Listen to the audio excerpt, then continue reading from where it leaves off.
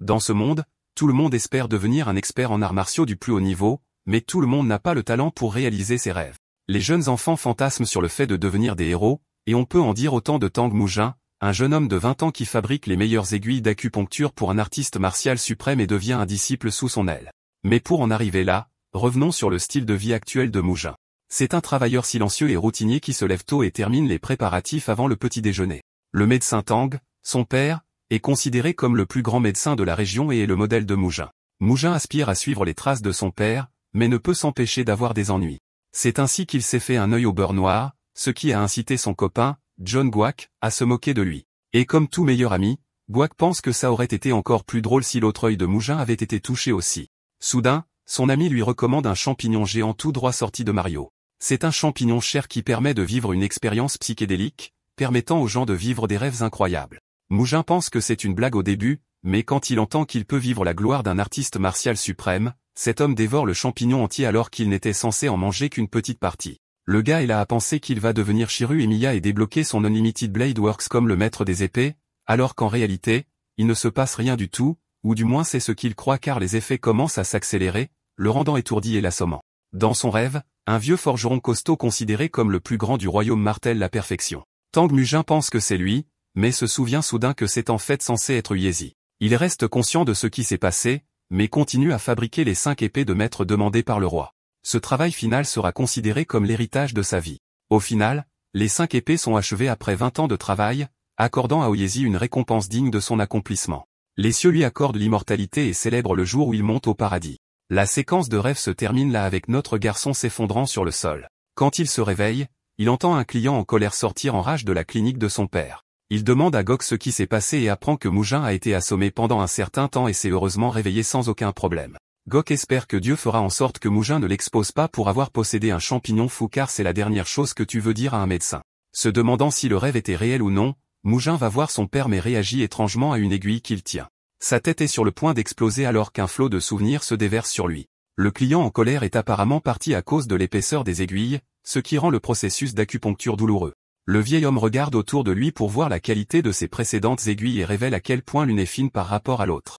Encore une fois, le corps de Mujin réagit étrangement à la forme des 2 aiguilles, et il ne peut pas arrêter le bruit de sonnerie dans sa tête. Le gars a mangé un champignon et est soudainement devenu lui-même un patient schizophrène. Le garçon attrape rapidement l'aiguille de la main de son père et se déchaîne de fureur, insultant la qualité de l'aiguille. Le mal de tête de Mujin est hors de ce monde. Sa tête sonne à chaque fois qu'il voit un objet qui a l'air imparfait. Dans ce cas, l'une des aiguilles qu'il tient dans ses mains lui pince le cerveau. Se frayant un chemin à travers les habitants de la ville, notre garçon a du mal à se retenir, reflétant qu'il n'avait pas cette capacité l'autre jour. Mais maintenant qu'il a acquis un tel pouvoir, ou devrais-je dire la malédiction du mal de tête, le gars est pratiquement en train de vibrer et d'entendre des objets imparfaits l'appeler de partout. C'est comme Superman qui s'habitue à sa super audition pour la première fois. C'est extrêmement agaçant, et Mujin n'en peut plus au milieu de la foule animée. Sa tête est sur le point d'éclater, et la douleur devient si forte qu'il se pince les lèvres, reflétant le nombre d'objets qui ont l'air nuls à ses yeux. En même temps, parmi ces imperfections, une minuscule aiguille l'énergise et donne à cet homme un sentiment de clarté. C'est grâce aux efforts d'un seul homme, le majestueux forgeron, Siak, avec une compétence inégalée. Notre garçon se calme avec une clarté rayonnante, mais étrangement, un air de prise de conscience le frappe. Tu vois, il ne devrait pas connaître le travail du forgeron pour commencer. Deuxièmement, l'autre aiguille, celle qui le rend fou, est aussi l'œuvre du même homme. Alors, que se passe-t-il? Qu'est-ce qui est vraiment différent à ce sujet?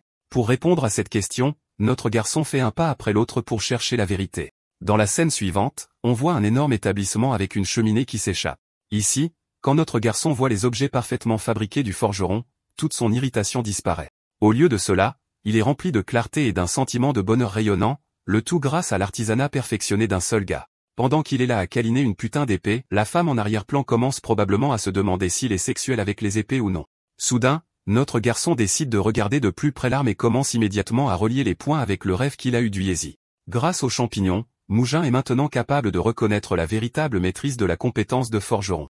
Mais ce n'est pas tout. Parce que plus il y pense, plus il réalise que ce grand-père costaud avec un bras plus gros que ma tête est clair dans sa mémoire. C'est comme si Mujin avait personnellement vu le travail divin de Siok en personne, comme s'il était là pour être témoin de chacun de ses mouvements. Encore une fois, Mujin a du mal à relier les points, se demandant si le rêve a quelque chose à voir avec tout ça parce qu'il reçoit des souvenirs qu'il n'avait même pas avant.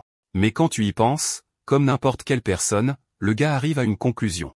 Ce n'est qu'un putain de rêve, donc il ne pourrait rien y avoir de spécial à ce sujet. Après tout, il est ridicule de supposer qu'il pourrait apprendre à être forgeron à partir d'un petit rêve idiot. La seule pensée le déçoit, croyant que si c'était le cas, alors son ami idiot, Zhang Guang, serait un artiste martial de haut niveau maintenant. Le gars a dit en gros que les champignons sont des conneries. Pourtant, Mujin ne peut s'empêcher de faire un pas audacieux pour confirmer son destin par ses propres mains, croyant que s'il peut aller chercher le forgeron Seok, il peut obtenir un tas de réponses. Mais dans la scène suivante, le gars se fait crier dessus à plein poumon. Tu vois, l'homme qui se tient devant lui n'est autre que le fils de Seok, Jisung.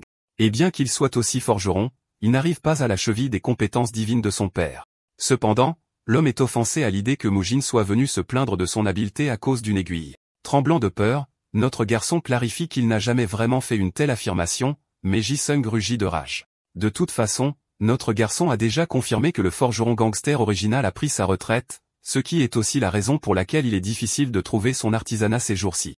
Jisung s'arrête pour admettre qu'il n'est pas du tout du calibre de son père, et il trouve pénible que les médecins l'intimident ENT aussi maintenant. Offrant un défi au garçon, le forgeron ose le mettre au défi de scanner et de trouver les œuvres originales de Seok dans sa boutique. Après tout, il est d'autant plus excité d'apprendre ce qui rend la critique de Mujin si spéciale s'il y a vraiment une telle différence. Mais tu vois, c'est là que ce gars a merdé, pensant que Mujin est une personne ordinaire. Mais dans les instants suivants, le garçon ramasse toutes les lames d'aspect premium, clairement parce qu'elle pouvait l'appeler. Cela amène Jisung à se sentir totalement terrifié, se demandant comment Mujin a pu tout ramasser en l'espace de quelques instants. Ordinairement, les autres personnes ne tiennent pas compte des mêmes épées, pensant qu'elles ont l'air trop simples. Mais Mujin, il a cuisiné, mangé et n'a laissé aucune miette.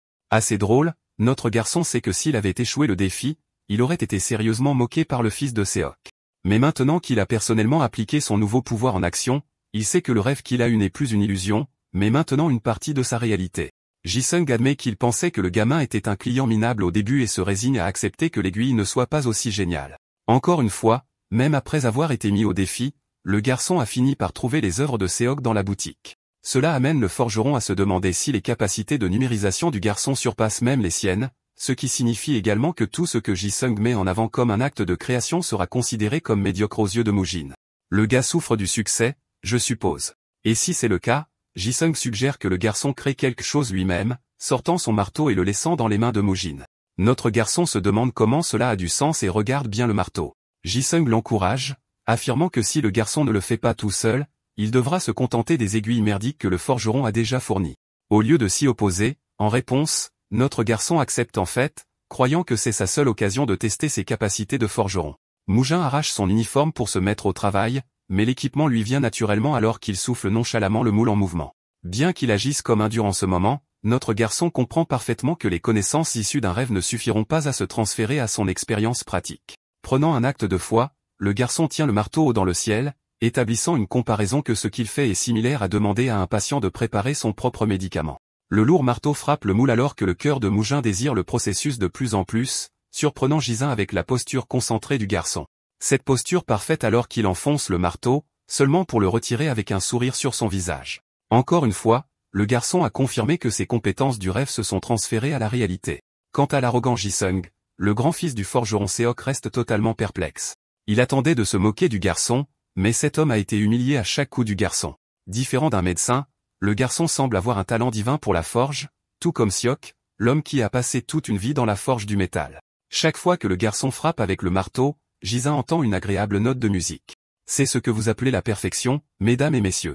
C'est comme si Jisung était témoin de la réincarnation même du Yezi devant ses yeux. Ce n'est pas une question de talent, mais quelque chose qui va bien au-delà. Vous vous souvenez de ce moule? Mujin a transformé cela en une belle dalle, et son travail incite Jisung à voir davantage ses capacités. Il veut voir Mujin tout faire, de la frappe à la trempe en passant par le revenu, jusqu'à aiguiser la lame. Le gars est passé du plus grand détracteur à encenser le même enfant dans la même scène. Mujin inspecte la dalle et la jette devant le forgeron qui meurt d'envie de voir de quoi l'imagination de l'enfant est capable. L'enfant ordonne naturellement au forgeron de faire fondre sa belle pièce de création, ce qui est une étrange requête aux yeux de Jisung. Notre garçon révèle en fait que jusqu'à présent, il s'échauffait, ce qui implique qu'il y a même une plus grande ligne de perfection qu'il peut atteindre au-delà de ce qu'il vient de créer. Après avoir entendu ces mots, le forgeron est complètement stupéfait. Dans la scène suivante, les fines aiguilles perfectionnées sont utilisées dans le traitement d'acupuncture pour les mêmes clients de haut niveau. Cette fois, le processus est indolore. Et après avoir vu à quel point c'est fluide, tout un tas de clients commencent à faire la queue dos à dos. L'aiguille est si fine qu'ils ne peuvent même pas la sentir. Cela leur fait vraiment vénérer les compétences du médecin. Et à ce stade, la file d'attente des clients est si longue qu'on ne peut que supposer que le père de Mougin en tire facilement de l'argent. La scène passe de la ville, zoomant en arrière pour nous montrer ce qui se passe sur d'autres fronts. Une paire de voyageurs se rend vers une destination. L'un d'eux remarque qu'ils auraient dû visiter la grande clinique de la famille Tang avant de quitter la ville pour un traitement. Mais, malheureusement, la file d'attente était si longue qu'ils ont dû se rattraper. Ils semblent croiser un homme en particulier qui s'occupe de ses affaires, qui, après avoir entendu une telle chose, décide d'aller lui rendre visite. De retour dans la ville, la clinique de la famille Tang est pratiquement inondée de files d'attente de personnes au point que certains ont commencé à se quereller pour avoir coupé la file. Parmi les murmures de la foule, un homme en particulier semble avoir terrifié tout le monde. Quand Mugen sort pour vérifier ce qui se passe, le gars voit une lame épinglée contre le cou d'un gars. Vous vous souvenez de cet oncle dur à cuire de tout à l'heure? C'est lui qui cause la scène avec un grand sourire sur son visage. Notre garçon réalise rapidement qu'un combat éclate entre deux artistes martiaux. Le même homme vêtu de violet décide de divertir la foule avec ses compétences, sauf qu'il ouvre littéralement la peau du gars, la faisant jaillir de sang et forçant le garçon à intervenir. Mugen fait de son mieux pour arrêter le saignement, seulement pour voir ses yeux s'écarquiller de choc. La garce a laissé une gravure sur la peau de sa victime. Les mots médecin excentrique sont imprimés sur sa poitrine. La partie choquante est de savoir comment il a pu faire cela avec juste une putain de coupure sans causer de dommages graves au corps. Cette démonstration de compétence confirme au garçon qu'il a affaire à un artiste martial chevronné, et quelque chose lui dit qu'il a déjà entendu les mots médecin excentrique quelque part. Imaginez que vous vous disputez avec un gars et que le type laisse un tatouage cicatrice permanent de son nom sur votre poitrine. Je serais furieux. L'artiste martial se moque de sa victime, se moquant de lui pour s'être évanoui après une petite coupure. Amusant, il pense que c'est à peine une égratignure, mais je pense que l'idée de ce type d'une petite égratignure est foutue. Soudain, il révèle sa vraie nature. Le gars donne une énergie Akuma massive avec cette pose brute d'agriculture Dora et cette coiffure. Les points se connectent enfin. Mugen réalise qu'il est le célèbre tueur de médecins appelé Li Shung.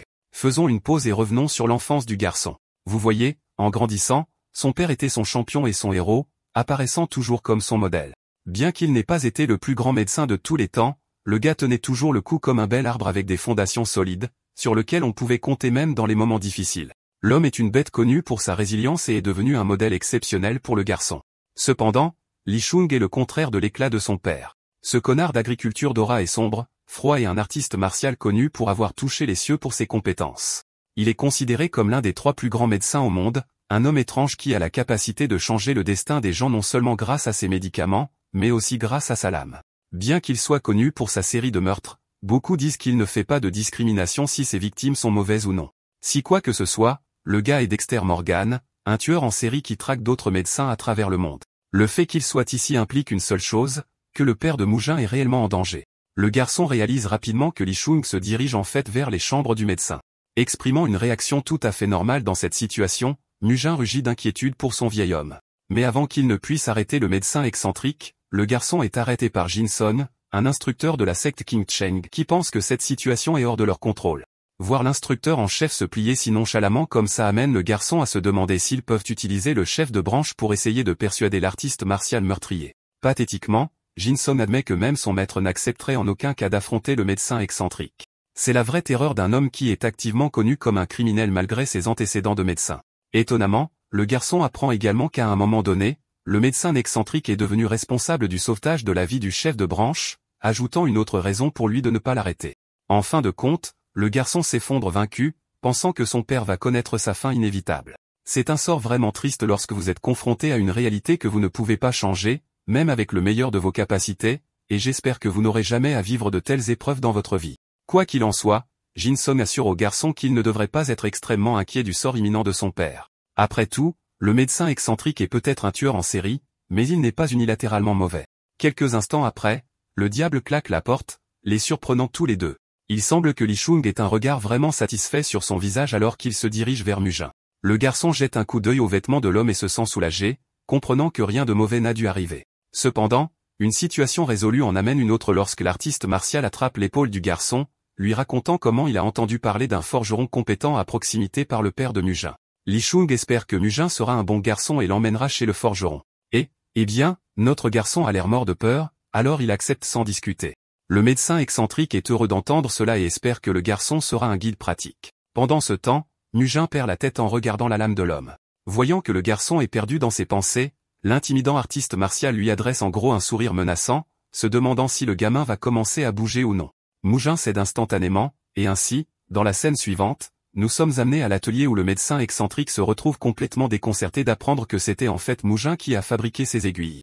Au moment où le garçon confirme l'idée, cet homme se met à rire comme s'il venait d'entendre la blague la plus stupide sur ta mère. Malgré ses nombreuses années à entendre des conneries ridicules, l'idée que le fils d'un médecin se soit retrouvé avec les compétences d'un forgeron est carrément hilarante pour cet homme.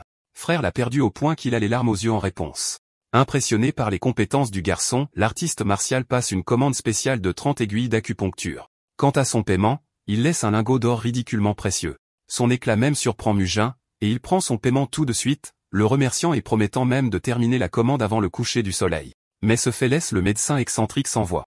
Le fait que le garçon soit capable de livrer la commande le jour même où elle est passée au lieu de la retarder pendant des mois montre sa compétence. Même les forgerons expérimentés ont tendance à retarder, mais ce gamin canalise ici l'avidité de Cid de l'éminence dans l'ombre. Quoi qu'il en soit, le médecin excentrique ne parvient pas à comprendre comment le fils d'un médecin est si confiant de livrer une commande complexe en une journée. Mais pour notre garçon, c'est du gâteau, et il ne ressent aucune pression du tout, promettant de livrer des aiguilles encore meilleures que celles qu'il a faites pour son père. Il donne sa parole à l'homme, promettant de compléter la commande au mieux de ses capacités. Un moment de silence s'ensuit.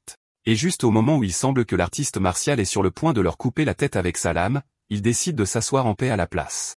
Pendant ce temps, Mougin est ici en train d'avoir un SSPT, réalisant que s'il ne tient pas sa parole, ce salaud souriant va vraiment le tuer. Peu de temps après, l'incroyable processus commence tandis que le client obtient le siège avant de sa création.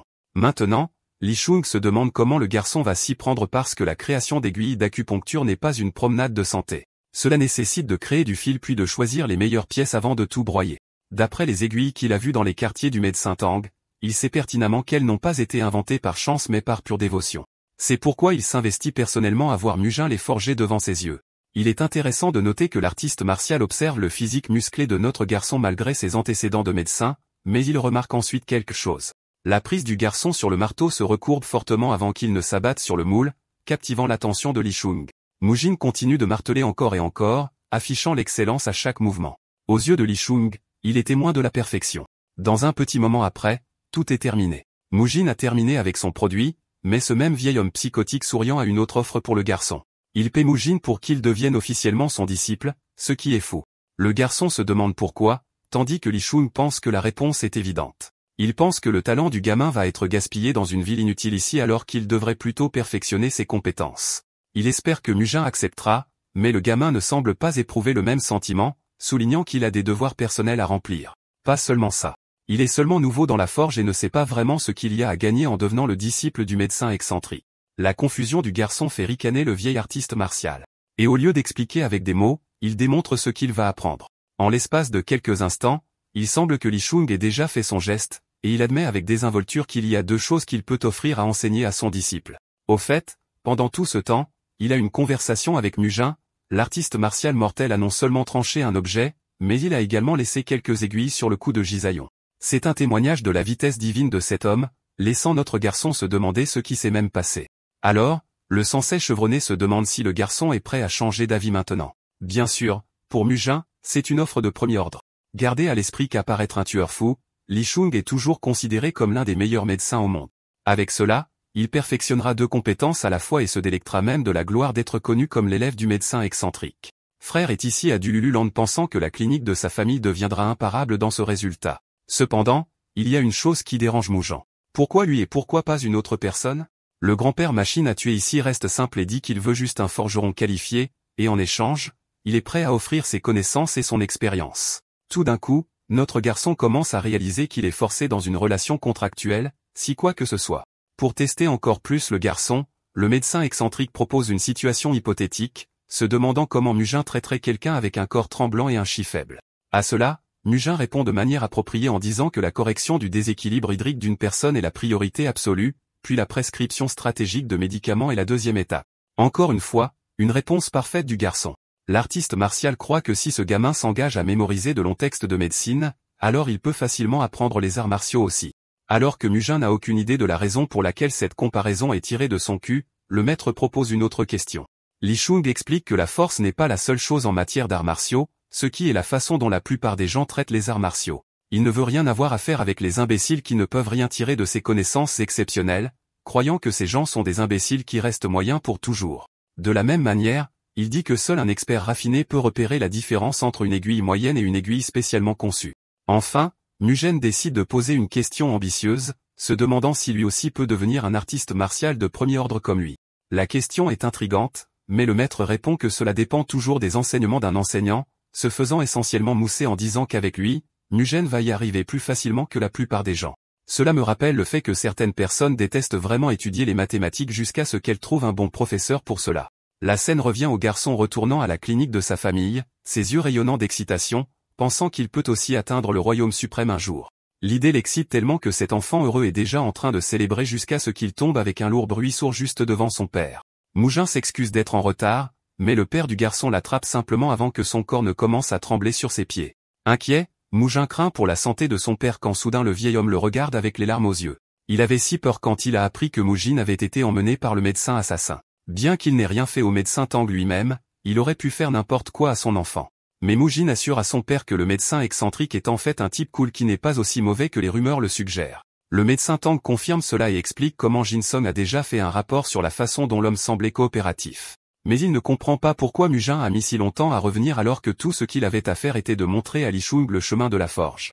Au lieu de donner un essai sur ce qui s'est passé, le garçon va droit au but et explique que Li Shung veut que Mugen devienne son disciple officiel. Eh bien, cette nouvelle démolit complètement l'expression du médecin Tang. L'homme reste sans voix en entendant l'information tandis que Mugen essaie d'engager la conversation, appelant même son père et se demandant pourquoi il s'est arrêté tout d'un coup. En un instant, le vieil homme se précipite avec une vitesse incroyable dans ses quartiers, seulement pour revenir une fois de plus. Cette fois, il est revenu avec un tas d'argent. Le garçon le regarde avec confusion, se demandant ce que l'argent a à voir avec quoi que ce soit. Le médecin Tang en conclut que le garçon devrait accepter l'offre. Mugen est à court de mots, soulignant qu'il est nécessaire à la clinique car il manque de personnel. De plus, le gamin pense que c'est une offre nulle venant de l'étrange médecin, donc ce n'est probablement pas si grave. Cependant, son père lui assure que leur clinique ne rencontrera aucun problème, croyant que c'est la seule opportunité que Mugen aura de quitter la clinique. C'est dans ce moment crucial que la perception que le garçon avait de son père a changé. Il a toujours pensé que son père était fort et prenait soin de la ville, mais ce moment a fait comprendre à Mugen une chose essentielle, que même l'incroyable médecin Tang était un garçon avec sa propre liberté, ou du moins c'est ainsi que j'interprète les papillons dans cette scène. Je suis vraiment curieux de savoir ce que vous en pensez dans les commentaires. Avance rapide au début de l'entraînement du garçon. Au cours des 2 derniers jours, Mugen a acquis une petite circulation qui se propage dans tout son corps, une sensation qu'il n'avait jamais ressentie auparavant. Plusieurs jours se sont écoulés alors que le garçon méditait, perfectionnant son énergie. Chaque jour passé à s'entraîner ressemblait à un chemin vers le progrès. Les mots de son père résonnent encore dans son esprit, et d'une certaine manière, il lui en est très reconnaissant. Une noix tombe sur sa tête, ce qui oblige Mugen à lever les yeux. C'est son maître qui se demande si le garçon ne regrette pas déjà son ancienne maison. Au lieu de répondre directement, Mugen partage qu'il a progressé dans son énergie interne dans son entraînement jusqu'à présent. Li Shung est heureux de l'apprendre, mais Mugen commence à devenir trop confiant, se demandant s'il est vraiment doué dans l'art de son entraînement. Son maître ne sait pas encore si c'est le cas, soulignant que sa performance est à peu près moyenne. Cependant, Mugen a fini par avoir une petite circulation en seulement 2 jours, alors qu'une personne ordinaire met au moins 10 jours pour atteindre cet objectif. Cela signifie quelque chose et fait se demander au garçon si toute la séquence de rêve était légitime ou non. Alors qu'il rêve de sa propre grandeur, l'excentrique médecin lui lance une épée, l'incitant à prouver son talent avec un coup d'épée. Li Shung sort le bâton universel tout-puissant de destruction en réponse, ce qui est un peu exagéré à mon avis. Quoi qu'il en soit, le maître parie que si notre garçon réussit ne serait-ce qu'une seule coupure sur ses vêtements, il portera volontiers l'enfant jusqu'à leur destination. La détermination farouche de Li Shung fait grimacer notre garçon de peur. Mugen prend une seconde pour digérer le fait qu'on lui remet vraiment une vraie épée. Les enjeux sont réels, et il est même arrogant à cause de son entraînement de base. Juste au moment où il engage la conversation, le garçon trouve un moment opportun pour attaquer son maître juste au moment où il est distrait. Mugen vise un magnifique swing pendant que son maître somnole en se nettoyant l'oreille. Li Shung est surpris que le gamin vise une victoire rapide et se demande si le garçon a un mélange de talent et d'élan. Mais juste au moment où Mugen fait son swing, le maître n'ose pas bouger de sa position et se contente de répondre avec le bâton divin. Étrangement, lorsque l'épée de Mugen entre en contact avec le bâton, elle ne parvient pas à le couper. Cette révélation est choquante pour le garçon car il pense que c'est juste un bâton ordinaire qui devrait se casser facilement. Mais il a oublié le fait que le bâton universel tout-puissant de destruction a traversé de nombreuses histoires d'Isekai couvertes sur notre chaîne. Il ne va pas plier comme ça. Ensuite, Li Shung conseille joyeusement au garçon de serrer les dents, impliquant que la prochaine attaque va faire très mal. L'artiste martial déclenche un courant torrentiel, faisant spiraler le corps de Mugen avec une force incroyable qui les projetait au loin avec juste une simple déviation. Le gamin s'effondre sur le sol et vomit, ayant rencontré l'énergie interne de quelqu'un d'autre. D'une certaine manière, ce combat finit par démolir le moral de Mugen car il se plaint en pleurnichant du fait que la personne avec le plus d'énergie finirait toujours par gagner un combat. Son maître rit et est quelque peu d'accord, mais il souligne un fait intéressant. Même Li Shang n'a pas accès à des réserves d'énergie élevées, ce qui est la raison pour laquelle il n'aime pas donner la priorité à la force. Mais tout comme ce qu'il a dit plus tôt, les arts martiaux ne concernent pas seulement la force. Il pense même que son disciple se débrouille très bien pour un enfant de médecin sans expérience. Il taquine même le garçon pour avoir un ennemi secret qu'il veut battre. Mais Mugen est ici en train de déprimer, énervé de ne pas pouvoir être un artiste martial de pointe aussi vite qu'il le pensait. Sachant que l'énergie interne joue un grand rôle, le gamin est démoralisé en pensant qu'il n'entrera plus jamais dans le domaine d'un artiste martial de pointe. Mais Sensei arrive ici et lui fait une piqûre de rappel et tue presque l'enfant avec le bâton puissant, déclarant qu'il existe plus d'un chemin pour devenir un maître et que l'énergie interne élevée n'est qu'un de ces nombreux chemins. Li Shang se souvient de ce qui s'est passé plus tôt. Lorsque le garçon est entré en contact avec l'énergie interne de son adversaire, il y a eu un moment où il aurait pu réagir avec sa propre énergie interne en l'imprégnant dans son épée, mais il s'est arrêté. Aux yeux du maître, c'est une bonne chose. Il exhorte Mugen à frapper une fois de plus, et cette fois il promet de ne pas utiliser d'énergie interne. Bien que le garçon soit nerveux, cette condition spécifique lui donne juste assez de confiance pour oser essayer à nouveau. Il s'envole avec un puissant swing. La pointe de sa lame parvient à s'enfoncer dans le bâton. Mugen est plutôt content jusqu'à ce qu'il ressente une autre giclée d'énergie interne émanant de son maître qui projette le garçon au loin dans un état second. Alors que le gamin est presque évanoui, son maître explique son erreur fatale. Mugen pensait qu'il pouvait gagner en se basant uniquement sur l'énergie interne et serait mort de toute façon. Il remet en question la lenteur du garçon à accumuler de l'énergie interne. Et si ce n'était pas un inconvénient suffisant, le gamin n'a pas non plus l'aptitude naturelle à gérer des paquets de grande énergie en même temps. Ces deux choses peuvent sembler être de très gros désavantages à première vue, mais la réalité est que le gamin a aussi sa part de force pour aller avec. Par exemple, il a d'excellentes capacités sensorielles et peut manipuler l'énergie interne rapidement. Le gamin est un piètre épéiste en comparaison, mais s'il peut imprégner une partie de son énergie interne dans son arme, il sera capable de suivre le rythme des artistes martiaux de second ordre. Le sage maître souligne que même errer sans but peut ouvrir un chemin qui lui est propre, et cela le rend très heureux des progrès du garçon au cours des 10 derniers jours. En entendant les mots de son maître, Mugen se redresse de joie, déjà convaincu qu'il est proche du niveau d'un artiste martial de second ordre alors que ce n'est même pas encore le cas. Soudain, la conversation est interrompue par un son distant. Au début, il suppose que c'est une bête sauvage, mais se rend compte ensuite que c'est en fait un humain. Au loin, il y a un type portant un uniforme particulier avec 3 nœuds attachés autour de sa robe. Maintenant, je sais que ça a l'air d'un autiste ou d'une merde du genre, mais croyez-moi, c'est plus que ça. C'est censé signifier le rang d'un maître de branche. Li Shang est méfiant, tandis que Mugen est excité de voir un incroyable artiste martial. Appartenant au Jewel Village, le mendiant rouge Hongju s'en révèle sa recherche d'un médecin.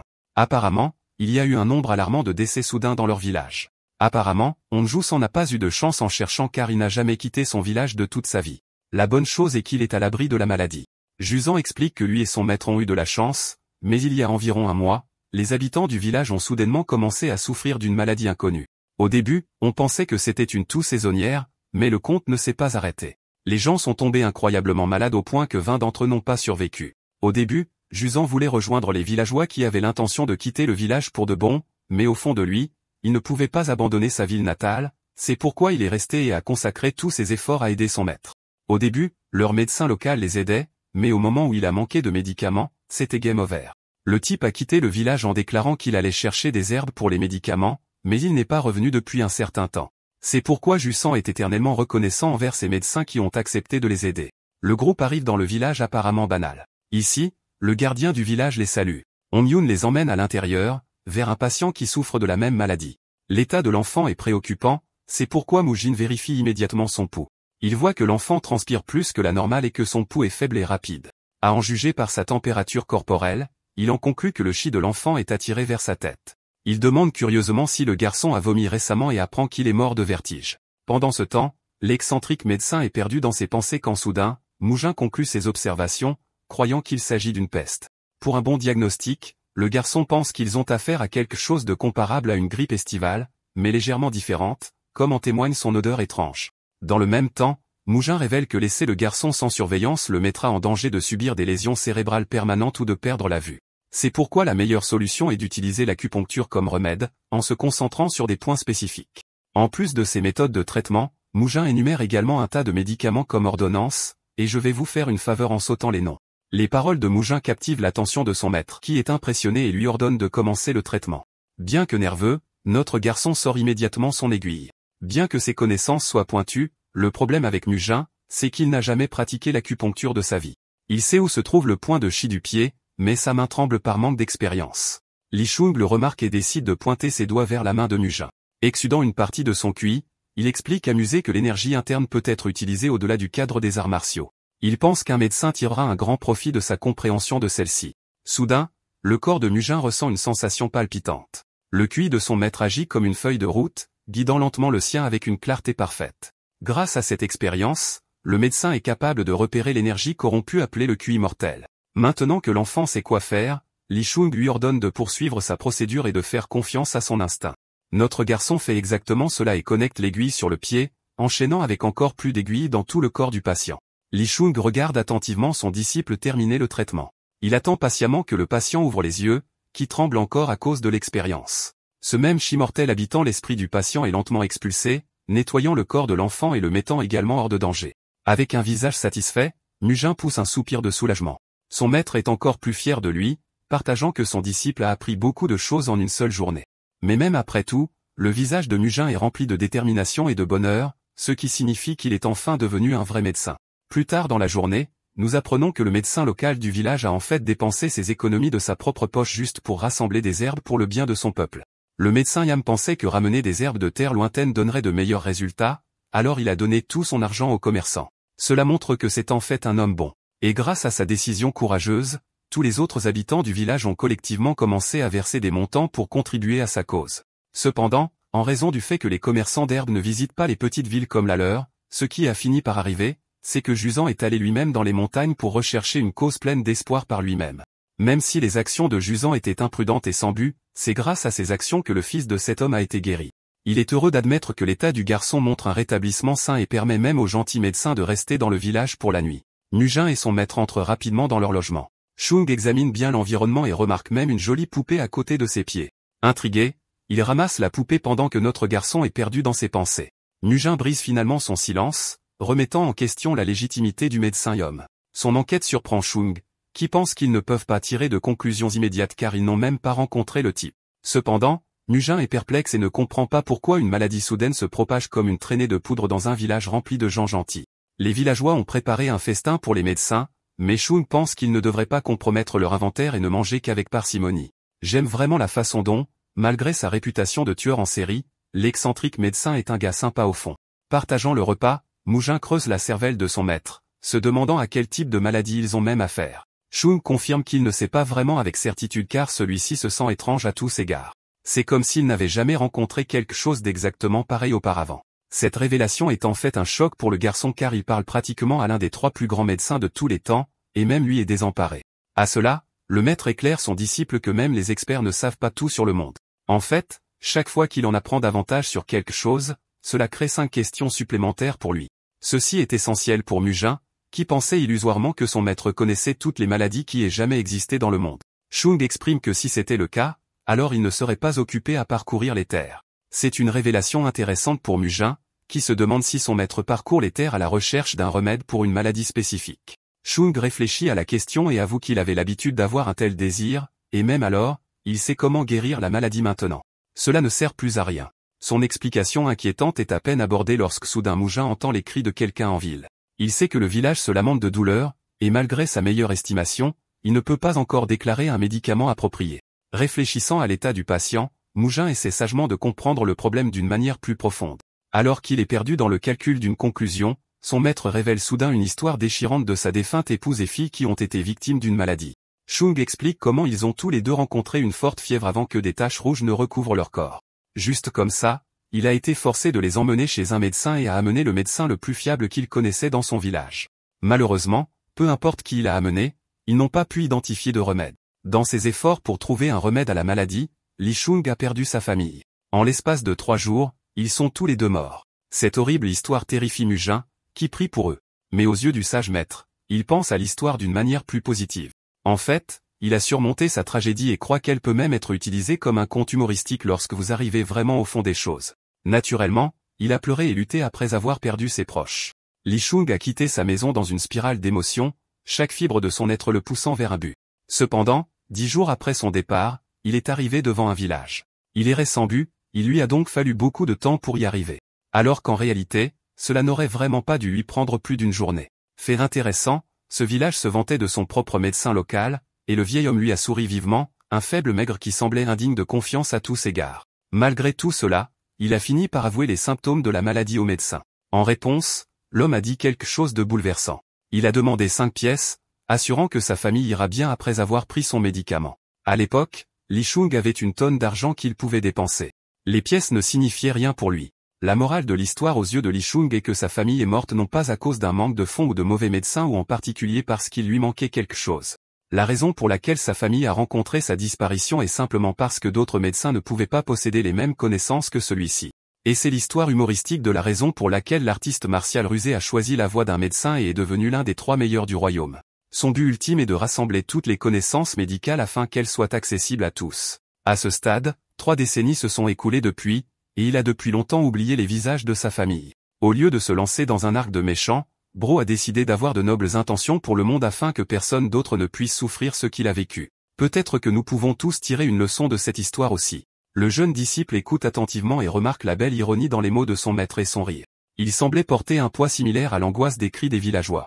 La scène passe au jour suivant où Mugin part en voyage pour identifier la source de la maladie en enquêtant à l'extérieur du village.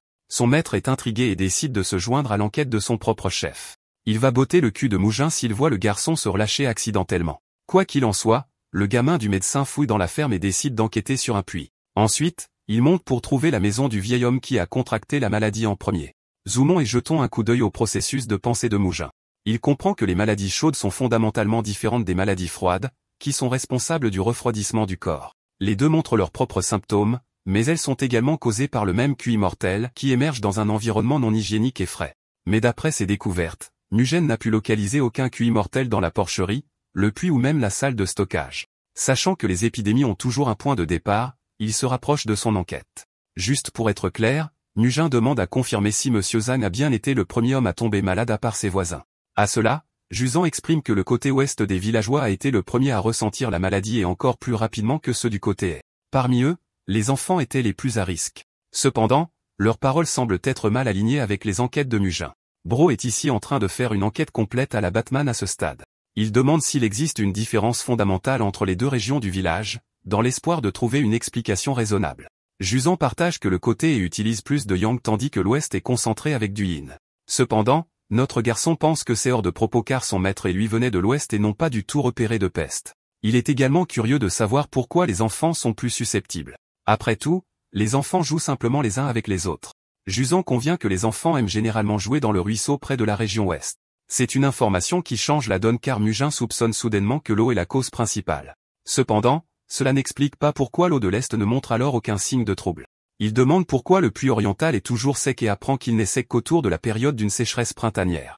Mugen se demande si la peste coïncide directement avec le début de la maladie et obtient un oui du chef du village. Son esprit s'emballe de penser car il pense maintenant que l'eau pourrait être le coupable parce que tout le monde a commencé à utiliser le ruisseau occidental après que l'oriental se soit asséché.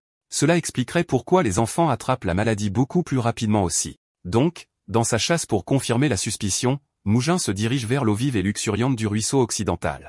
Ici, il l'inspecte minutieusement et ne détecte toujours aucun signe brut. Il n'y a rien d'inquiétant jusqu'à présent, même si tous les signes pointent vers le ruisseau. Mugen se demande s'il est myope dans son processus et se demande s'il existe une autre façon de procéder. Ce qu'il fait ensuite laisse Juzan et son maître surpris.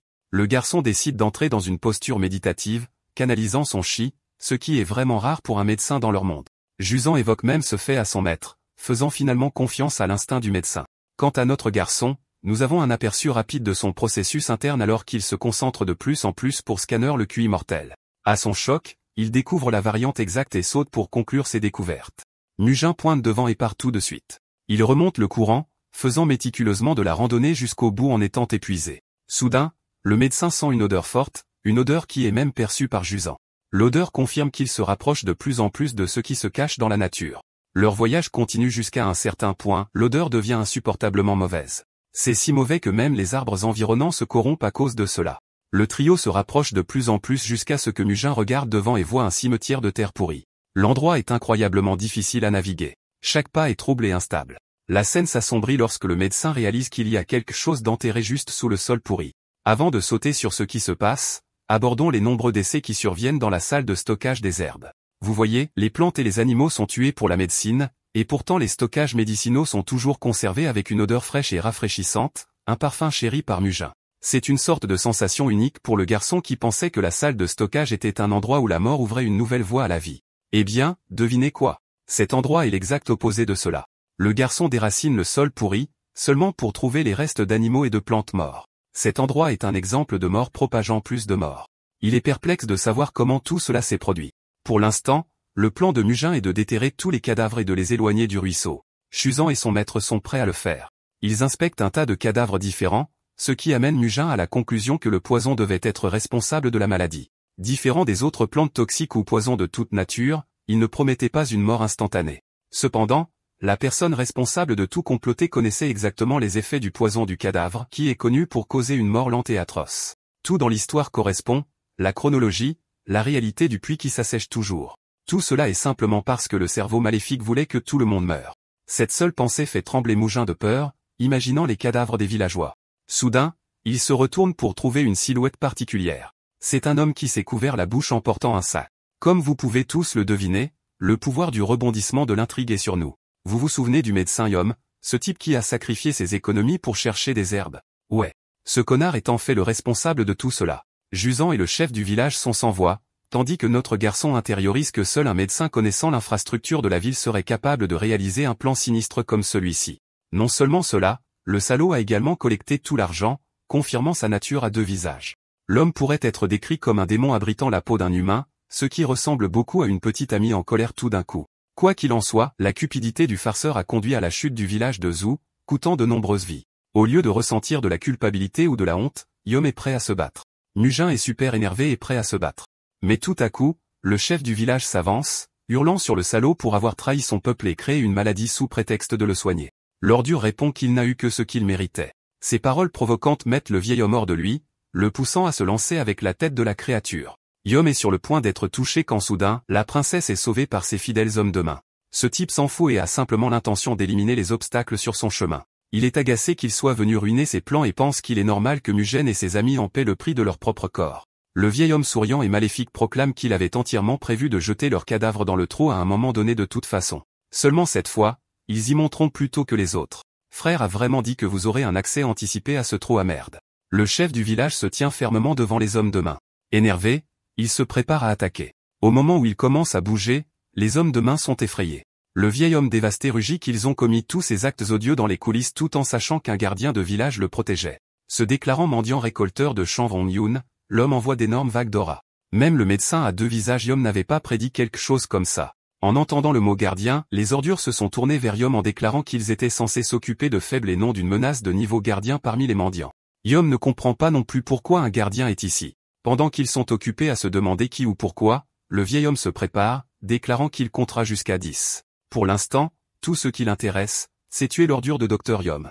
Alors que Aura cultive avec son simple bâton, il avertit les hommes de main de faire le bon choix et de partir tant qu'ils le peuvent encore. Son compte à rebours commence, mais curieusement, pendant que cela se produit, Mugin note attentivement que même un simple rugissement venant du gardien a suffi à les paralyser de peur. Jusant vient souligner qu'il doit s'enfuir maintenant. C'est une instruction choquante sortie de nulle part, mais Jusant insiste pour qu'il s'enfuit, allant même jusqu'à l'aider à sortir du ruisseau.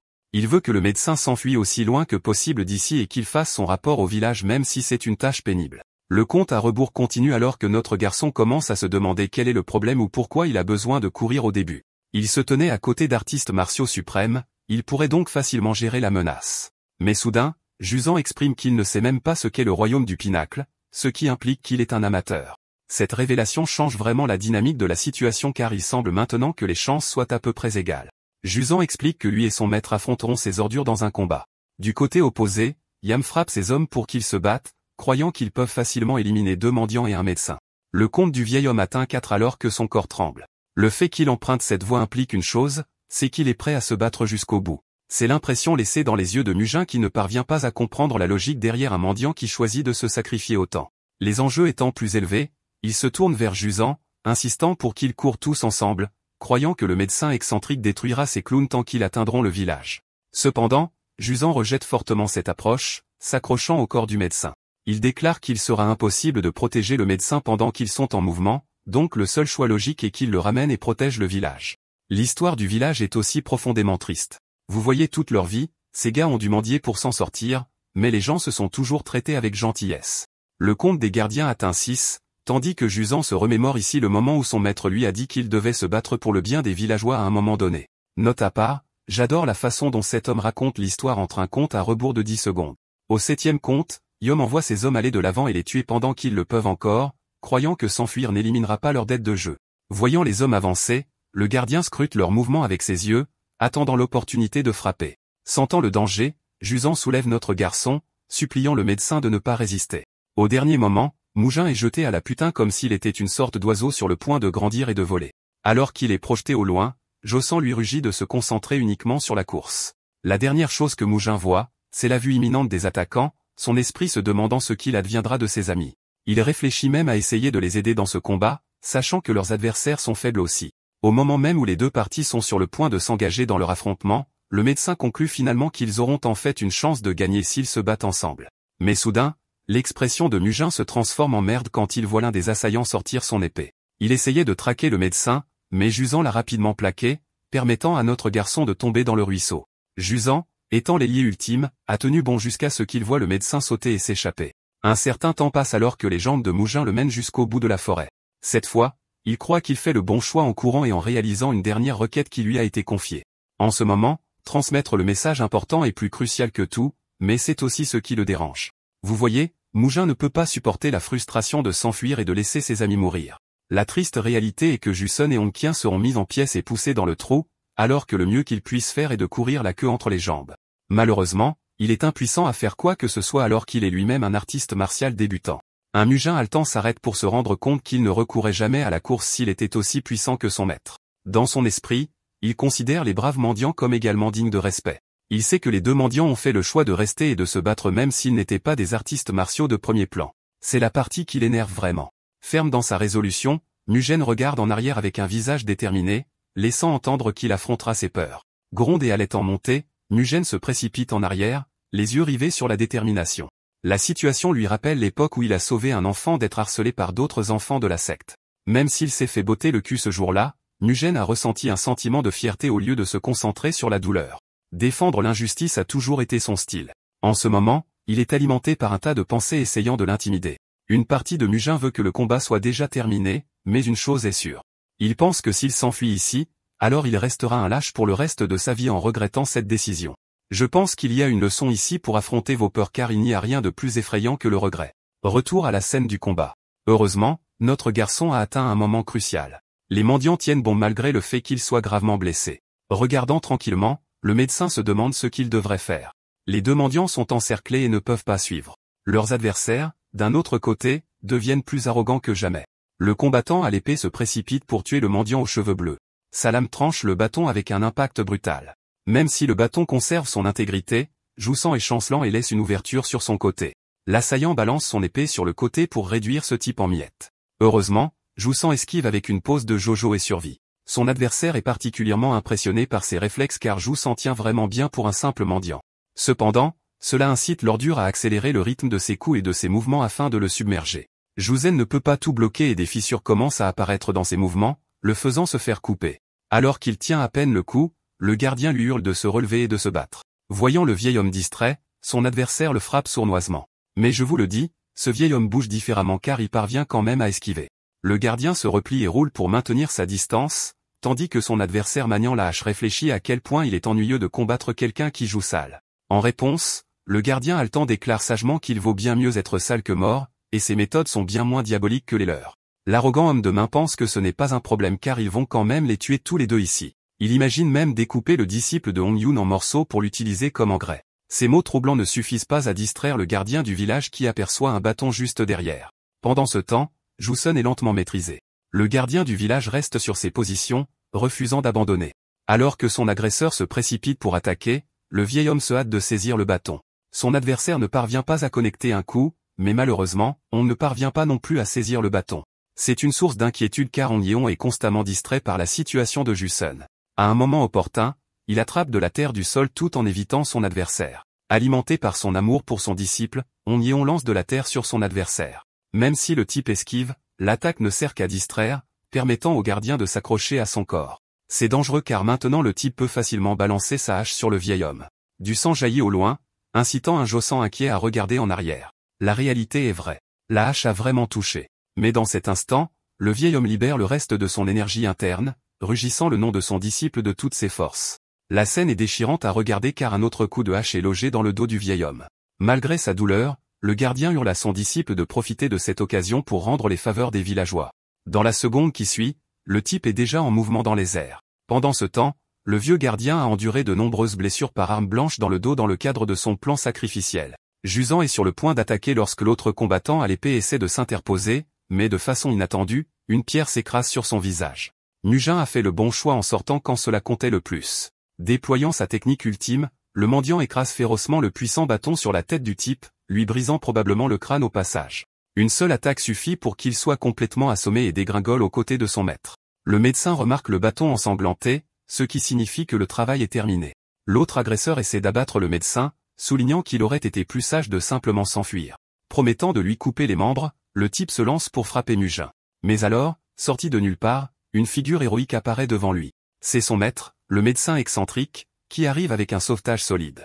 Sans même regarder le type, on le voit réduit en morceaux. Je commence à penser qu'il n'y a presque pas de scène où cet homme ne montre pas son aura. Le maître est fier de son élève d'être arrivé aussi loin.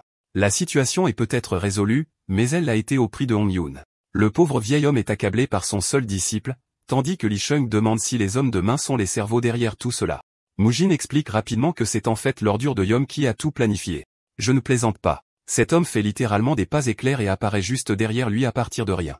Lee Chung interroge le piètre médecin, questionnant le but de la peste.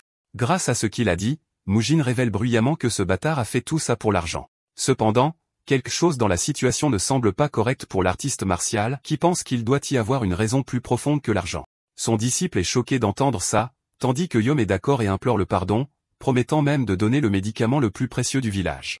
Il se demande si l'homme connaît l'herbe de pivoine noire. Son nom même stupéfie le garçon qui se rappelle que cette herbe fleurit dans un endroit concentré en énergie négative. Même si elle n'est pas aussi vénérée que le ginseng des neiges vieux de 10 000 ans ou même la grande pilule de rajeunissement, elle est tout aussi célèbre qu'eux. Elle est en fait considérée comme la fleur des héros, poussant dans les cadavres du champ de bataille. Et il se trouve que le médecin Yom est prêt à la remettre à condition que sa vie soit épargnée au passage. Le disciple et le maître sont tous les deux stupéfaits lorsqu'ils voient l'herbe de pivoine en fleur au loin. Sa vue même confirme que ce type ne ment pas. Et Mujin, encore plus énervé, veut battre l'homme pour avoir abandonné l'herbe parce que c'est une ordure qui veut sauver sa propre vie. Cependant, Lee Chung retire le garçon, exprimant que l'accord est différent d'un simple échange. En fait, la vraie raison est que tout médecin qualifié saurait que tenter d'obtenir la fleur de pivoine entraînera la mort à cause du QI mortel. Bon sang. Cet homme était vraiment sur le point de réaliser un sauvetage de dernière minute s'il n'avait pas été démasqué comme ça. Le plan sournois de Yom est démoli lorsque Lee Chung révèle que la fleur est connue pour se nourrir de la mort, ce qui est l'une des raisons pour lesquelles ce type a continué son plan pour rassembler des cadavres. Son plan ultime était d'utiliser les corps des villageois morts pour nourrir encore plus les fleurs, en les nourrissant afin de pouvoir les utiliser dans un autre plan. C'était un plan astucieux, un plan vraiment bien pensé, même contre un artiste martial puissant. Mais Yom s'accroche toujours à son impuissance et partage qu'il a une méthode pour extraire la fleur sans dommage. Mais Lee Chung est complètement intrigué de l'entendre dire tout ça parce qu'il semble que Yom est beaucoup trop informé pour appartenir à un petit village. Le médecin tremblant explique qu'il a appris la technique de récolte par lui-même. Mais à la surprise générale, Lee Chung cueille nonchalamment la fleur de pivoine, déclarant qu'il n'est pas non plus une personne ordinaire. Frère a vraiment dit qu'il était construit différemment. Bon sang. Même le médecin n'arrive pas à croire comment quiconque pourrait survivre après avoir touché la fleur à main nue. Mais avant que cette ordure ne puisse finir ses mots, sa tête a été coupée comme une balle. Elle frappe le sol alors que l'estimé artiste martial canalise l'énergie pure d'Escanor, déclarant que c'est lui qui décidera qui vit ou meurt. Le maître est énervé par le nombre alarmant de médecins de piètre qualité qui surgissent de nulle part. Il pense qu'il est honteux pour eux de s'appeler ainsi simplement en raison de leur connaissance de la médecine. Pendant ce temps, Mujin est sincèrement inquiet pour le bien de son maître, voyant qu'il a attrapé la fleur avec désinvolture sans aucun problème. Le maître se tourne pour révéler de façon hilarante qu'il n'a pas gagné le titre de médecin excentrique en jouant, ce qui est une façon détournée de dire « Putain, je sais ce que je fais ». Quoi qu'il en soit, Lee Chung a l'intention de se débarrasser du poison des cadavres, il veut donc que Mujin attrape Jusun et recule un peu. Alors il fait exactement ça et regarde son maître entrer dans une posture méditative. Mujin observe attentivement son maître se couvrir d'énergie noire, aspirant tout le QI mortel du sol pourrissant et l'attirant vers lui. Le garçon est stupéfait de constater que le poison est vraiment aspiré des cadavres et du sol. Ces traînées d'obscurité sont tirées avec une force incroyable. Mujin sent toujours cette horrible puanteur. Le QI mortel se transforme en une tempête d'obscurité jusqu'à ce qu'il commence à se dissiper autour de Li Shun. Tout a disparu, ce qui a fait croire au garçon que c'était enfin terminé. Pendant ce temps, son maître se demande si Mujin a pu comprendre ce que signifiait vraiment devenir un expert en méditation du QI. La même fleur de pivoine noire et piquante rayonne maintenant d'une belle couleur blanche, montrant qu'elle est purifiée. Son maître offre la fleur au garçon, expliquant qu'il s'est déjà débarrassé du poison, donc elle peut être consommée sans danger. Mujin le remercie tandis que son maître pense que c'est une récompense appropriée pour l'enfant pour avoir compris tout le complot. Cependant, quelque chose dans la situation le rend triste. Mujin jette un coup d'œil au mendiant rouge, qui pleure toujours la perte de son maître. Le gentil garçon partage qu'il ne mérite pas un tel objet, arguant que tout ce qu'il a fait était de jeter une pierre et qu'il est simplement revenu parce qu'il ne voulait pas rester un lâche. Le mot mérite est un score intéressant que nous attachons parfois à notre propre valeur. Jouant au propre jeu du disciple, Li Shun pointe le visage de Zhu San, se demandant si le garçon peut expliquer son expression. Aux yeux du grand artiste martial, il pense qu'il est infiniment plus courageux de retourner à un combat que de le prendre dès le départ. Cela montre que quelqu'un a appris de son erreur et a corrigé son chemin immédiatement. Il déclare même sagement que quiconque ne se serait pas enfui dans les mêmes circonstances serait qualifié d'idiot. Magnifiquement, le maître de Mujin lui accorde la liberté de s'enfuir par peur tant qu'il peut revenir là où il devrait être. C'est ça la vie parce que, finalement, c'est le moment final qui décide si quelqu'un a été à la hauteur de son rôle ou non. Ces mots puissants ébranlent le cœur du garçon tandis que le médecin excentrique commence à penser qu'il doit ennuyer l'enfant avec ses sages paroles. Assez drôle, Mujin mange littéralement la fleur sans attendre une seconde de plus. Son maître lui crie dessus pour avoir mangé la fleur tout de suite, ce qui déconcerte son disciple car on lui a clairement dit que le poison avait disparu. Dans le même souffle, le corps de Mujin est stupéfait par les effets.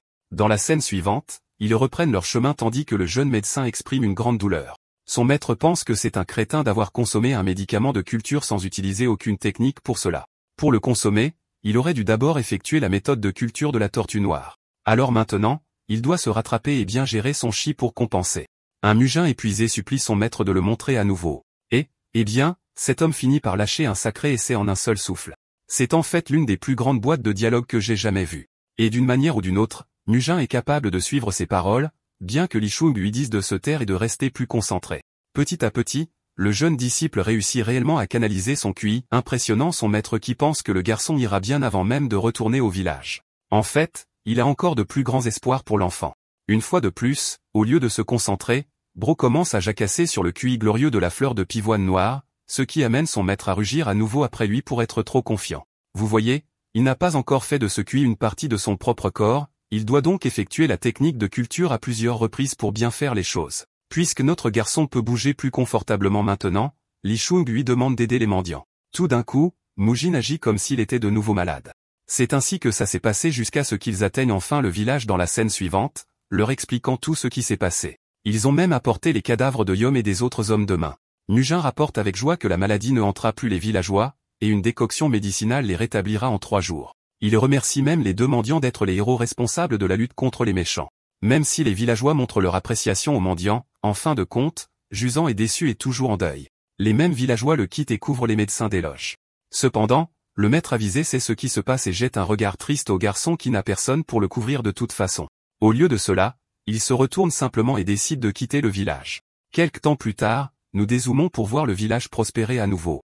Le lendemain matin, Mujin a préparé la décoction, et il se concentre également sur son entraînement. Le garçon veut imiter la posture de son maître, seulement pour se faire botter les fesses par le même homme.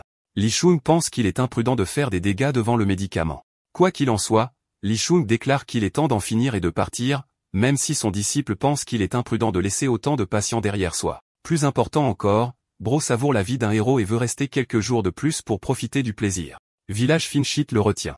Son maître rappelle au garçon qu'il n'avait jamais eu l'intention de venir dans ce village en premier lieu. C'est seulement grâce à Jusun qu'ils se sont arrêtés. En parlant du mendiant rouge, Mujin se demande où il est allé. Li Shun sait qu'il est probablement allé enterrer Hong Yun et qu'il est probablement affamé au même endroit. Ça n'a pas de sens pour Mujin. Pourquoi quelqu'un se laisserait-il mourir de faim alors qu'il est directement responsable du sauvetage du village? Mais apparemment, ça fait partie de la secte du mendiant. Après avoir pris une vie, Ils sont en deuil parce qu'ils ne peuvent plus conserver le statut de mendiant après avoir tué un artiste martial. Au lieu de cela, Mujin se rend compte que Jussan pense probablement qu'il est une sorte de menace pour son village. Le gamin se demande ce qu'il va faire, et Li Shung répond que c'est quelque chose qu'il devra décider lui-même. C'est la réalité à laquelle tout le monde doit faire face après avoir pris la vie d'une personne. Peu de temps après, les deux médecins font leurs adieux aux villageois et poursuivent leur voyage. S'éloignant de la forêt, ils se retrouvent attirés par un cimetière. Il y a un tas de monticules ici, et juste au loin se trouve une tombe avec 2 bâtons à côté. Offrant leur plus grand respect et leur prière, les médecins font leur devoir. Mujin remarque que son maître prie toujours et aperçoit soudain Jussan, qui semble être plus stable que jamais. Il les remercie de les avoir aidés et leur souhaite un voyage sûr. Sachant que le gars n'a probablement même pas mangé un repas, Mujin se précipite pour lui donner de la nourriture. La bonne chose est que Jussan a l'intention de rester dans le village de Jewel dans le cadre de son devoir et de son appartenance.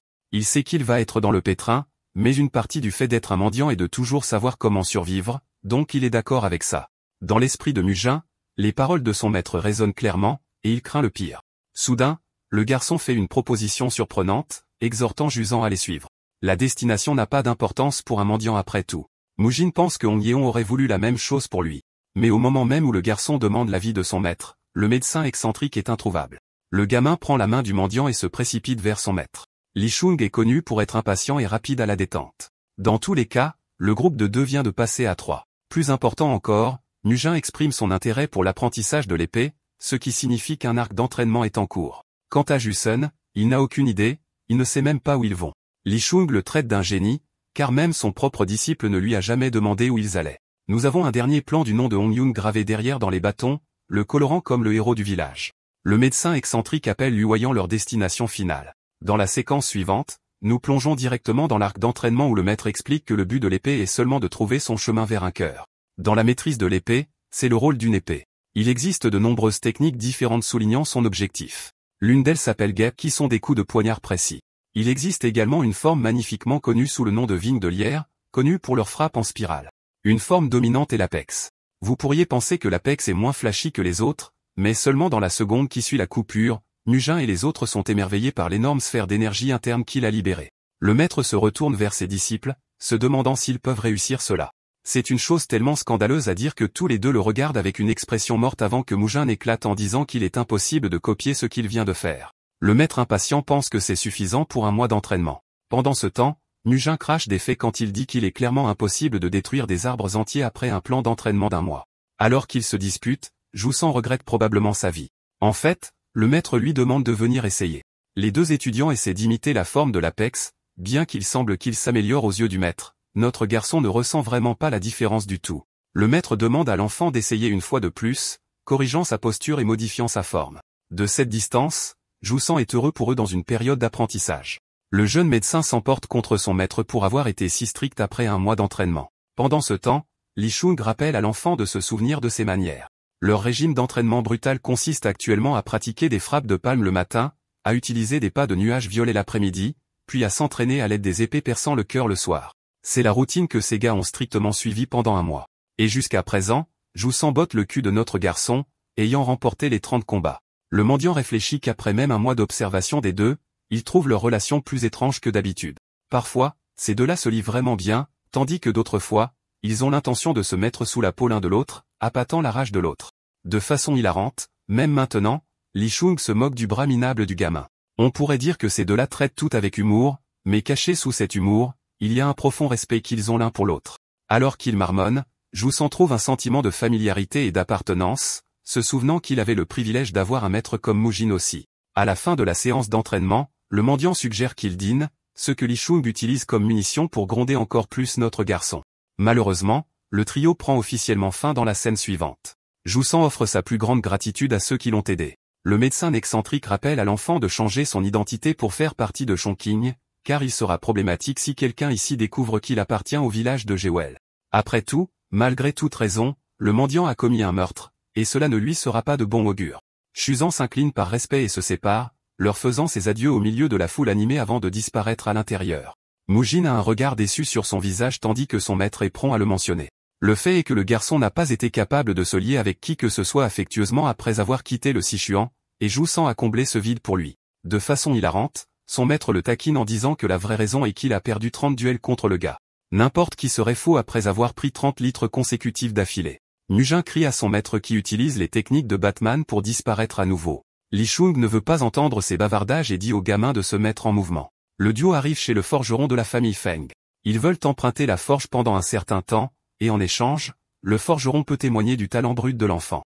C'est une offre scandaleuse, complètement ridicule à entendre pour quiconque, et pourtant le médecin excentrique vante son disciple comme l'enfant le plus talentueux du pays. Mujin meurt pratiquement d'embarras et pense que personne ne va accepter cette offre minable. Le forgeron réfléchit un instant et accepte étonnamment, au grand choc de notre garçon. Immédiatement, son maître le pousse à commencer à travailler. Le forgeron ne s'oppose même pas à ce qu'ils empruntent du matériel pour le travail, dans l'espoir d'obtenir un bon spectacle. Li Shun profite de la situation, tandis que Mujin est ennuyé et se demande pourquoi il est nécessaire de fabriquer une épée tout d'un coup. Bro pense qu'il est traité comme une sorte de singe de cirque prisé qu'il peut utiliser pour ses propres gains.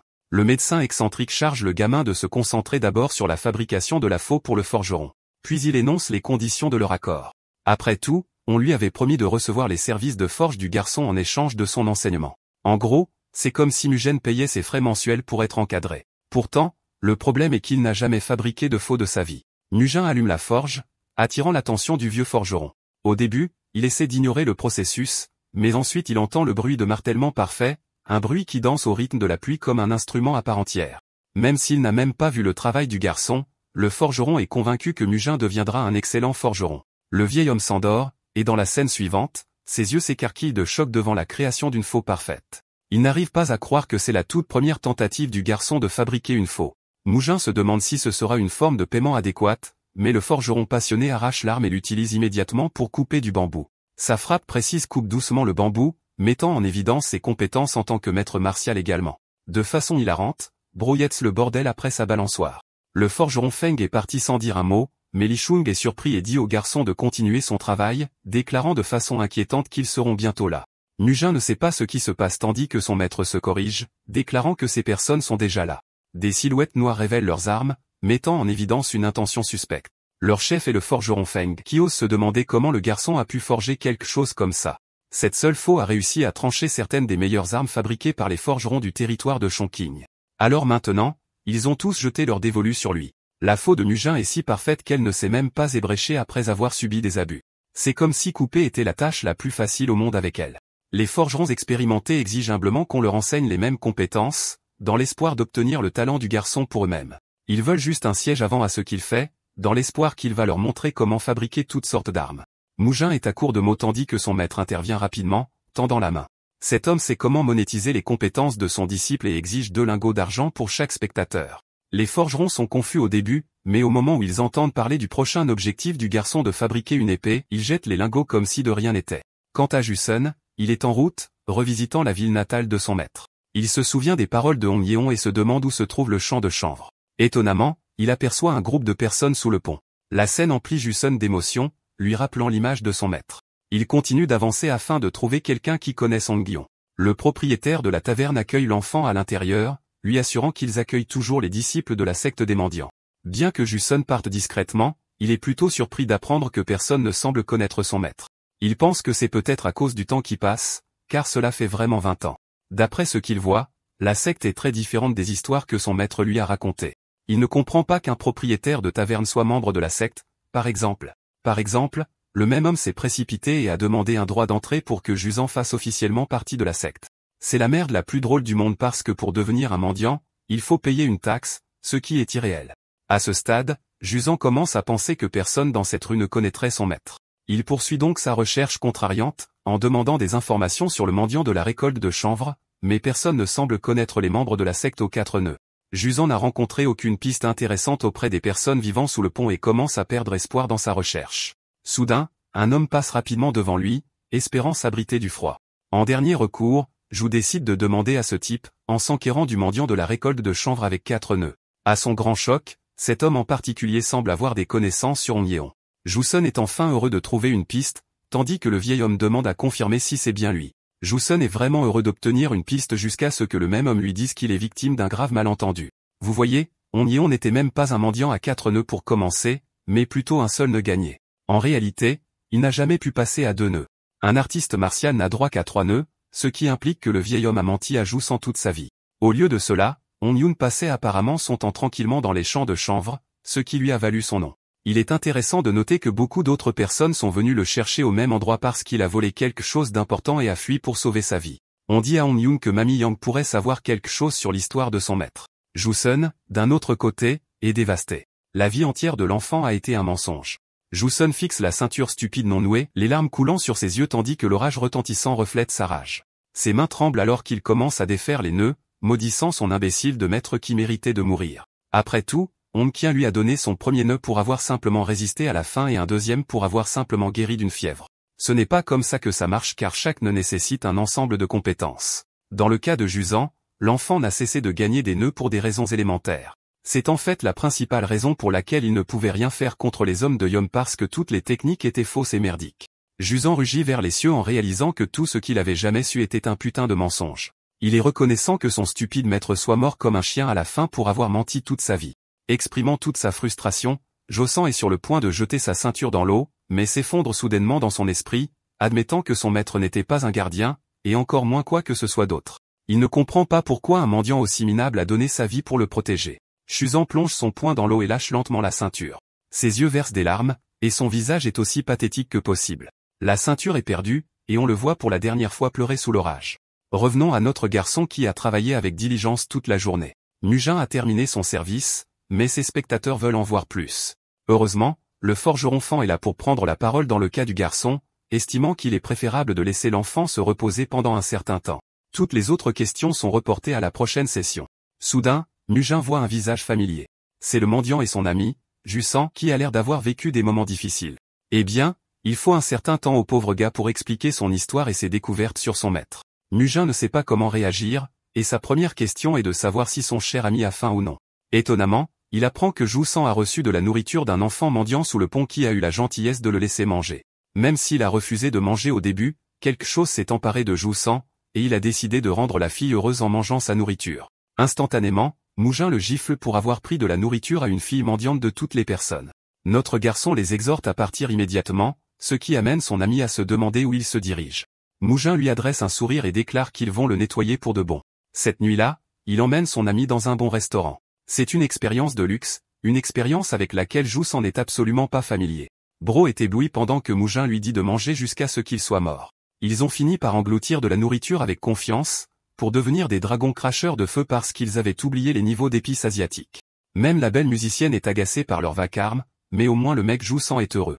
Il déambule avec Mujin qui donne même une impression de son maître. La nuit continue avec les deux amis qui profitent de leur cœur, se blottissant et se comportant comme des clowns complets. À la fin, leurs ventres sont pleins et ils sont sous comme des trous. Jouzen commence à s'inquiéter du processus de paiement pendant que notre garçon se moque de lui pour être un mendiant stupide. Voici la partie la plus drôle. Mujin explique qu'il n'a pas non plus apporté d'argent, ce qui fait crier Jouzen à plein poumon parce que maintenant ils vont devoir payer Didi avec autre chose. Jouzen lui rappelle que l'endroit est géré par la secte des mendiants, ils doivent donc payer. Mais notre garçon ne peut pas s'empêcher de déconner et fait comme s'il était à l'abri de tous les dégâts parce qu'il est le disciple du médecin excentrique. Pourtant, Joo-san est inquiet comme une merde et lui dit qu'ils ont de sérieux problèmes. Toute la situation fait éclater notre garçon d'un grand rire entendu par tout le monde dans le restaurant. En un éclair, Mujin disparaît de sa place et se téléporte juste derrière la jolie dame. Bro sort une lame et dit qu'il va les payer correctement. Quelque chose me dit que peut-être il prend un peu trop littéralement les enseignements de son maître. Le couteau de Mujin se brise en un coup net tandis que Joo-sun commence à s'inquiéter de son imprudence. Les autres ivrognes apprécient le spectacle, croyant que l'enfant est complètement ivre et devient fou. Le personnel se demande ce que ce type essaie de faire. Pendant ce temps, Mujin est là à bouger comme Jason de vendredi 13. Cet homme lui rend littéralement son regard avec le regard mauvais le plus menaçant que j'ai jamais vu. Son aura est suffisamment menaçante pour que le personnel appelle les gardes. Petit frère est là à dire, en gros, référence, fais quelque chose. Pendant ce temps, Mujin continue d'être un imbécile imprudent. Les gardes lui ordonnent de descendre rapidement sans se ridiculiser. Mais notre gars reste là, les ignorant comme s'il n'était rien. Juste au moment où ils sont sur le point de s'approcher, Mujin renverse sa boisson d'un mouvement brusque, révélant son chef-d'œuvre majestueux. Il a sculpté une sculpture grâce à son travail de couteau d'expert. Le Mujin ivre se demande si les gardes veulent le déranger de payer. Ils disent à la dame de continuer la musique, et à son grand agacement, elle répond à leur demande. Mujin continue de sculpter un chef-d'œuvre avec des traits colorés de son couteau, excitant les spectateurs. Quand il a fini avec le travail de la lame, il brise le moule, révélant son chef-d'œuvre incroyablement détaillé du Bouddha aux 1000 mains. La statue est majestueuse et constitue une brillante forme de paiement pour la nourriture qu'il a consommée. Le disciple a en fait tiré une belle leçon de son maître, Li Shung, qui lui a dit qu'il était toujours chéri pour ses compétences et sa gratitude, peu importe où il allait. Et comme lui, les compétences de Mujin rapportent des faveurs à tout le monde. Le gamin est vénéré et appelle ça simplement un gribouillage. Il enchaîne avec un chef-d'œuvre artistique, passant 2 heures sur un dragon magnifiquement sculpté. Laissez-moi me corriger. C'est un dragon absolument génial. Mujin reçoit un paquet de raviolis en paiement gratuit. Plus tard, Jousan rencontre les mendiants sous le pont et leur donne les délicieux raviolis, caressant sitôt pour sa considération. Mujin étant le bon gars qu'il est, se sent heureux que son ami sourit enfin. Le lendemain, Jousan et Mujin pensent qu'ils devraient prendre un jour de congé au lieu de se rendre à la taverne comme d'habitude. Aucun d'eux ne voulait y aller à cause de la pluie de toute façon. Soudain, une voix rugit les mots Hongju sonne devant leur hôtel. Quand ils regardent dehors, ils trouvent So-Sangu, qui rapporte que So-Sun a disparu. Même si elle leur disait toujours où elle allait, elle ne s'aventurait jamais loin. Sangu soupçonne que les bandits de la rivière sont impliqués et ont quelque chose à voir avec cela. En fait, ces bandits sont responsables de la disparition d'enfants tout le temps. Au début, les gens pensaient que les bandits étaient partis pour de bon, mais certains témoins ont commencé à prendre note des bandits enlevant les enfants. Sangu rapporte comment ces bandits offrent les enfants à certains artistes martiaux qui les utilisent ensuite de toutes sortes de manières inhumaines. La simple pensée que la pauvre Sozin subisse le même sort ou subisse un préjudice fait monter les émotions de Sangu en flèche. Mais Josan assure à l'homme qu'il est prêt à faire le travail, et il va la chercher aux côtés de quelqu'un de fiable.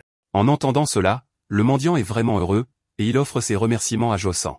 Dans la scène suivante, Josan explique la situation à la secte du mendiant. À son grand choc, ces gens ne sont même pas prêts à agir, même lorsqu'une situation comme celle-ci exige qu'ils agissent. Le propriétaire de la taverne explique qu'il est risqué de combattre les bandits de la rivière sans preuve claire. Non seulement cela, la saison à venir est également problématique. Ce comportement du propriétaire de la taverne est en fait complètement opposé à la façon dont il le traitait auparavant. Jusan se demande si c'est parce qu'il ne possède plus les nœuds sur lui. Le propriétaire de la taverne comprend que Jusan ne connaît pas Chongqing, alors il explique comment la saison des pluies pousse la secte du mendiant à rester en état d'alerte élevé. C'est encore pire pour cette année car la pluie est plus intense. Il permet à Jusan de faire une observation par lui-même, expliquant que s'il pleut encore 2 jours, il risque de subir une inondation. C'est mauvais car les gens finissent par perdre leur maison à cause des inondations, et les décès ne sont pas différents. Pour éviter des dommages minimes, il s'assure de déployer chaque membre de la secte pour mettre en place des barricades suffisantes. C'est la raison pour laquelle ils ne peuvent pas vraiment fournir de membres pour aider à la mission de sauvetage de Sozin ou pour affronter les bandits de la rivière. Tout cela est décevant pour Jusan qui se retrouve avec une vague promesse d'intervention des supérieurs. Après cette conversation, Jusan explique tout à Sangu, qui maudit les salauds pour être des gens indignes de confiance qui les traitent comme des humains de rang inférieur. Il est impossible pour Sangu de faire confiance aux paroles du propriétaire de la taverne. Le pauvre Sangu remarque que les membres de la secte seront tellement occupés à empiler une barricade qu'ils oublieront leur véritable objectif qui est de protéger les gens en premier lieu. Jusan essaie de raisonner et pense que les membres de la secte doivent avoir une sorte de justice derrière leur cause.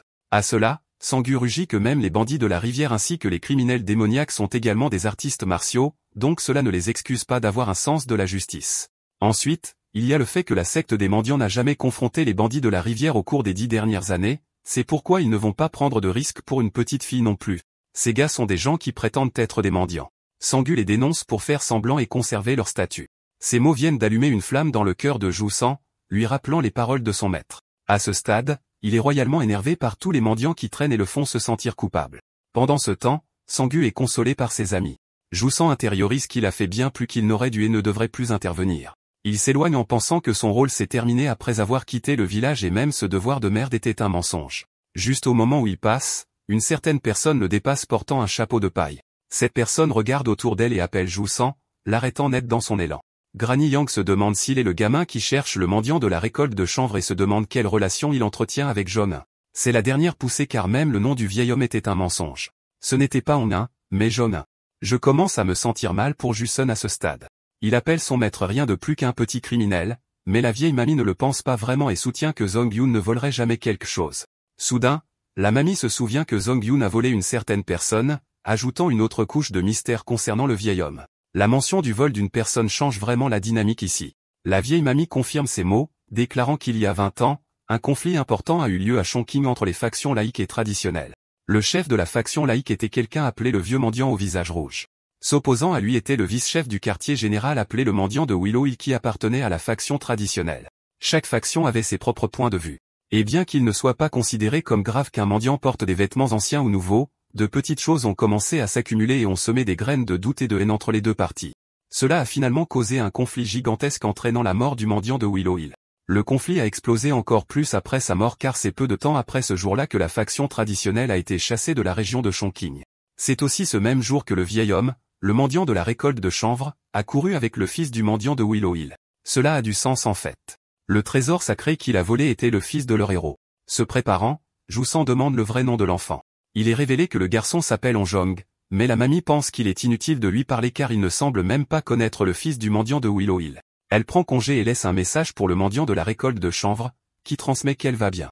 Avant qu'elle ne puisse terminer sa phrase, Jousan sort en trombe et disparaît. Encore une fois, Bro est ici submergé d'émotions, assemblant une vérité avec une autre. Tout ce qui concerne le vieil homme était un mensonge, et cela ne correspond tout simplement pas à pourquoi. Jousan est compréhensiblement frustré et doute aussi des autres mensonges. Il fixe la rivière, plongeant ses mains à l'intérieur pour tenter de récupérer ce qu'il a perdu. Jousan fait de son mieux pour chercher et labourer l'eau, à la recherche des nœuds qu'il a jetés. Malgré tous ses efforts, tout est futile. Tout ce qu'il peut déterrer, c'est un tas de mauvaises herbes. Tous ces nœuds, celui qu'il a jeté par frustration, ont disparu maintenant. Mais cet homme n'abandonne pas. Il décide de plonger directement dans les eaux, émergeant peu de temps après. Sa détermination se manifeste à chaque fois qu'il entre et sort de l'eau. Jousan nage profondément, retenant son souffle au maximum de ses capacités tout en cherchant les 4 nœuds du gardien. Cette fois, au lieu d'en vouloir à son maître, il reconnaît le devoir qui lui est confié derrière ces nœuds. C'est ainsi que le vieil homme s'est rendu à Jules Village après tout et a nourri le jeune enfant, le traitant comme son fils et le nourrissant bien. Il a même entraîné le garçon. Tout cet acte a été fait pour qu'il puisse protéger une seule personne. Tout cela a été fait pour protéger Jousan lui-même. Son maître a donné sa propre vie pour cette cause, devenant un exemple de gardien. C'est avec cette détermination qu'il continue jusqu'à ce qu'il aperçoive enfin les nœuds sur le lit de la rivière. Le tenant à 2 mains, il le sort, maintenant à peine sa respiration. Chuzan se dépêche de remonter à la surface. Sa vision commence à s'estomper, et il est sur le point de perdre conscience. Au tout dernier moment, il s'évanouit en voyant la silhouette de Mougin tendre la main vers lui. Notre garçon réussit à sauver la vie de son ami et le sort, les traînant hors de l'eau. Mougin reprend son souffle, hurlant après son ami idiot pour avoir saisi toutes les occasions de ruiner ses putains de vêtements. Il pense que Jousan est stupide de se baigner dans ce temps de fou. Mais malgré une situation de mort imminente, Jousan s'accroche au nœud et rit simplement. Son rire devient maniaque, effrayant même notre garçon. Le mendiant demande à son ami une dernière faveur, ce qui est riche aux yeux de Mougin, qui lui a littéralement sauvé la vie il y a un instant. Frère Jean, je t'ai sauvé de la noyade, et tu en demandes déjà plus. Rempli d'espoir, Jouzem proclame qu'ils doivent même sauver Saucine des bandits. Tout cela choque Mougin, qui pense qu'il a choisi une mission fastidieuse pour eux.